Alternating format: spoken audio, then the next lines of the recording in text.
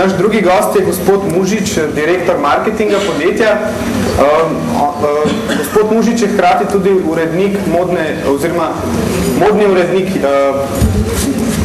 revije Ona. Pa nam prosim povejte malo, kako ste sploh prišli v stik z modo, kaj je tisto, kar vas je pritegnilo? Lep pozdrav vsem skupaj. Tudi jaz sem bil na tej fakulteti. Podobno kot Patrik, tudi jaz bolj malo, mislim, da še manj. Sicer to ni moja vrlina, sem faliran študent, po domače povedano. V 4. letniku, ko sem opravil vse izpite, vsa predavanja, so mi manjkali še 3 izpiti in ker sem že med tem časom delal v Italiji, v eni reklamni agenciji, mi je bilo malo tako od roke se voziti potem te izpite v Ljubljano in sem ko se itak jih narabim in sem jaz ta študij pustil. In to je bil moj kot tak prvi šok, predvsem za moje doma. In potem drugi šok za moje doma je bil, ko v tej reklamni agenciji je eden od partnerjev prodal delež.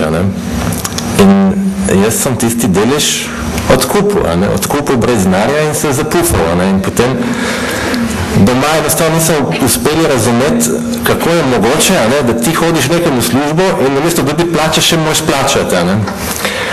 In tako se je pač v bistvu nastala ta moja zgodba, da sem bil postavljen na to, da moram se nekako začeti sam služiti kruh.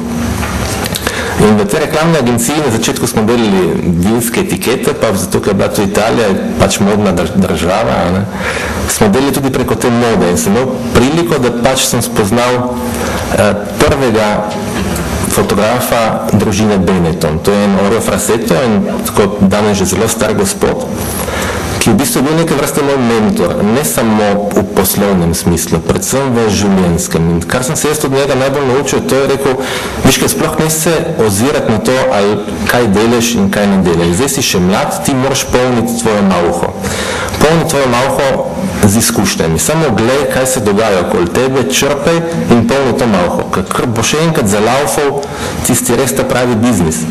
Ne bo več časa za nič. In takrat jaz tega nisem natančno dojel. Danes pa vidim, da res ni več časa dobesedno za nič. In črpaš samo iz tistega, kar imaš v sebi.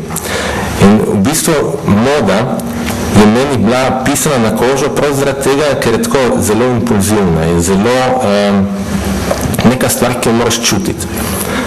In ker sem človek, ki veliko temeljim na neki, bom rekel, intuiciji, po opisu sem je zelo drugačen od Patrika, recimo, če bi njegova pisarna je urejena, moja pisarna je totalno neurejena, črpam iz nekega nereda, iz nekega kaosa, iz neke kreativnosti, iz nekih ad hoc projektov. In potem to življenje je bilo pri meni vedno nekako povezano s to modo, freelanciranjem in nikoli se nisem predstavljal, da se bom znajdel v eni podjetju, eni skupini podjetij, ki se ukvarja z trgovino. Ker meni je bila edina 10, ki sem jo dobil na tem faksu, je bila iz prodaja. In ko me profesor pač izpostavil pred vsemi, da to je pač eden od študentov, ki po njegovem ima izreden potencial, je to bilo meni bolj neka vrste osebna žalitev, ker res rekel, to prodaja je bilo nekaj manj vrednega v mojih očeh. Jaz sem bil vedno me stimulirano nekaj, da nekaj ustvarjaš, da iz nič nekaj narediš, da nekaj preprodaš. To je tako enostavno, kupiš pa prodaš, kaj bolj enostavno, kje je to neka dodana vrednost. In me je vedno privlačevalo, da nekaj bolj nekaj ustvarjane. Stik za sportino pa je bil podoben kot s Patrikom, tudi jaz sem z Lesnikom zelo hitro začutil neko kemijo. Ker kar me je pri njem presenetilo je to, da jaz sem rekel, ma se ti mene ne rabiš, kaj bom jaz delal pri tebi v tej sportini. Mene me zanima več ustvarjati kolekcije, mene me zanima delati nekaj, da bom na koncu imel kaj za pokazati. In pa mi je rekel, veš, tudi v trgovini je princip zelo podoben. Ti moraš sestaviti kolekcijo. Ok, ne ščivaš, ali moraš znati pravilno izbrati, moraš znati pravilno kupiti. Ne? In v bistvu res, za biti dober trgovec, moraš v modi znati predvsem dobro kupiti. Ne? Če znaš dobro kupiti in da znaš dobro prodati, potem je zgodba o uspehu. Tako da v bistvu ta moj miks za to modo je tak dokaj nenavaden. Ne?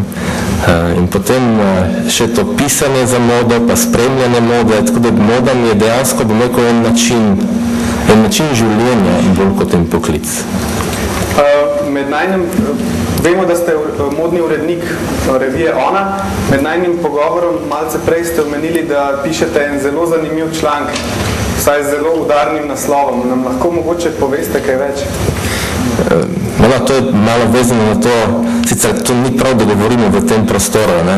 V modi je nekje nepisano pravilo, da funkcionirajo bolj uspešni so falirani študenti kot pravi študenti. Ker, kot sem rekel, to je v bistvu en tak ad hoc poklic. Če vi pogledate Armani, Dolce & Gabbana, vsa velika imena mode, so ljudje, ki v bistvu imajo en bolj obrtni pristop k razmišljanju, bolj kot nek menedžerski. Se pravi, nehite zdaj študirati, pa vam bo dobro radal, ne?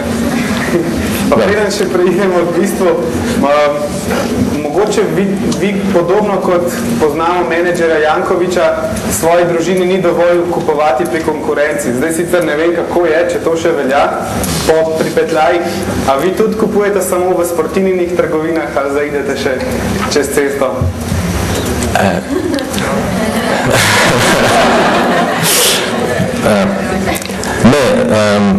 V Sloveniji kupujem samo v Spartini, to je živa resnica, tudi zaradi zelo praktičnih razlogov, ker enostavno ni časa zajeti v shopping.